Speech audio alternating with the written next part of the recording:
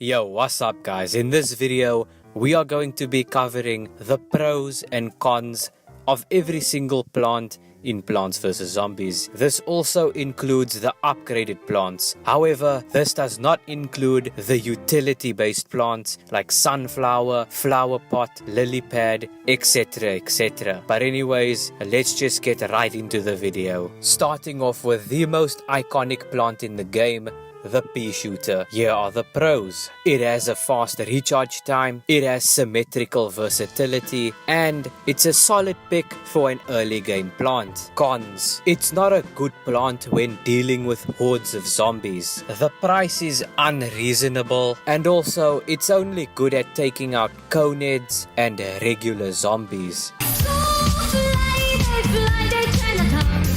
Pros. It's good at taking out hordes of zombies in a 3x3 area, and it's an insta-kill plant that doesn't take any space. Cons. It has a long recharge time. Yeah, that's literally it. Pros. It's cheap, it's good for stalling, and it does a good job at dealing with hordes of zombies. Cons. Long recharge time. Isn't as durable as you think. And last but not least, it's easily countered by the balloon zombie, Jack in the Box, and the Gargantua. Pros. It's very cheap. A good insta-kill plant that temporarily takes space on the field, and it can literally take out every single zombie except for Gargantuas. Cons. Long recharge time, lacks versatility, and can only deal damage in a 1x1 area. Pros. It has a fast recharge time, it slows down zombies. Cons. It is quite expensive, and also, it's not good in speedruns. The pros. Can be used to take out annoying zombies. It also has a fast recharge time. The cons. It lacks versatility. It is also vulnerable for most of the time, and it takes forever to digest the zombies. Pros. It has a fast recharge time. It does good enough damage on its own. The cons. High sun cost. Isn't very good at dealing with the final wave of zombies, especially when it's on its own.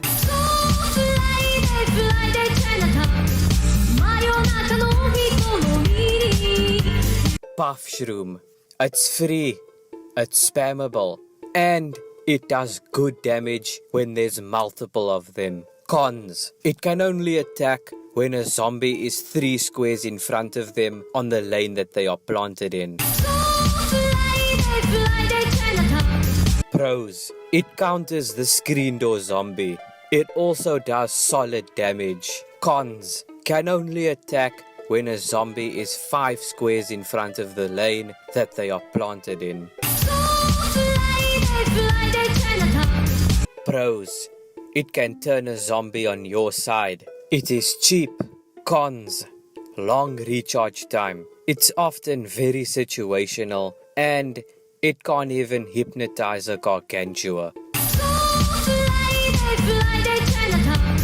Pros. It's cheap. It's also spammable, and it's a good early game plant. Cons. Is not a good plant when dealing with hordes of zombies, and it also becomes pretty much useless when a zombie is close to them. Pros. It's cheap. It helps the other plants take out hordes of zombies. It's also great for stalling. Cons. Long recharge time. Doesn't really deal enough damage. Pros. It can take out a massive horde of zombies on its own. It has way more damage range than a cherry bomb. Cons. It has a large recharge time. Leaves a massive crater on the field where you're unable to plant there for so long.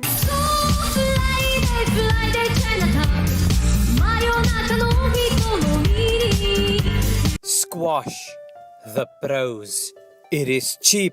It is a good insta-kill plant you can use to take out annoying zombies in the early game. And its recharge time isn't as slow as the other insta-kill plants. Cons. It lacks versatility. Like Potato Mine, it can only do damage in a 1x1 area. Pros. It has good versatility. It is surprisingly good at dealing with a horde of zombies when one row of these are planted. The cons. It's really expensive. And like every other plant in the pea family, it can only shoot forward symmetrically. Pros. It's cheap. It's just like every other insta-kill plant in the game like Squash and Potato Mine, except it can also be a good counter to take out the dolphin and snorkel zombies. The cons. Long recharge time and can only be used in the pool levels. Pros. Can come in clutch when dealing with a group of zombies in a specific lane. The cons. Can only do damage in one lane and has a long recharge time. The pros. It is very difficult to kill, and it's also very good when you place a walnut in front of it. The cons. Lacks a lot of versatility and it has a very limited range of dealing damage. The pros. It counters the balloon and pole vaulting zombie and it has more health than the walnut. The cons. It has a long recharge time just like the walnut.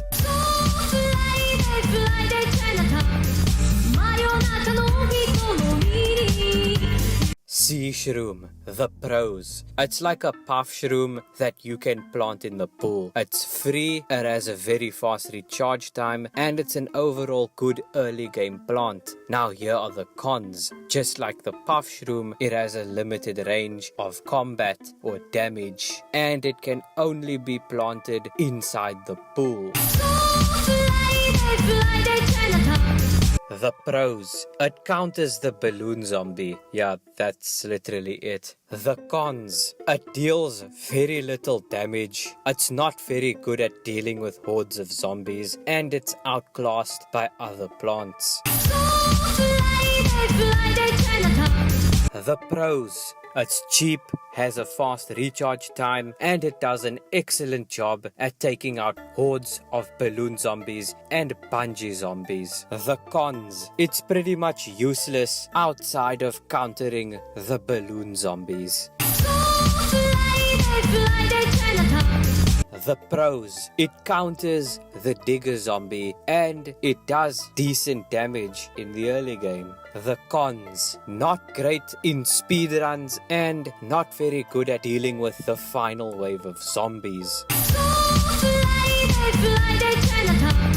The pros. It's very versatile. It can honestly take out a horde of zombies when it's spammed. The cons. It costs over 100 sun. The pros. It helps other plants take out annoying zombies like the buckethead zombie, the ladder zombie, and the football zombie. The cons. It's pretty much useless if zombies don't bring any metal to the fight.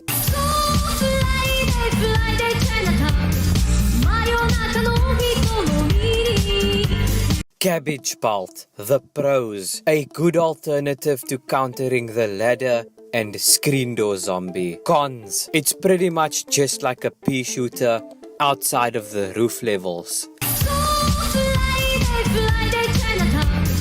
The pros. It does come in clutch sometimes when it launches the butter. The cons. It does way too little damage when it launches the corns, and it's way too overpriced for what value it adds. The pros. It is a good plant to use for certain strategies, and it is also very cheap. The cons. It doesn't work in every single strategy, and it gets eaten up quite easily. The pros: fast recharge time and it counters the bungee zombie. The cons: it's pretty much useless outside of countering the bungee zombies. The pros: it does good splash damage and it can deal with the final wave of zombies on its own surprisingly well. The cons: it just has a high sun cost.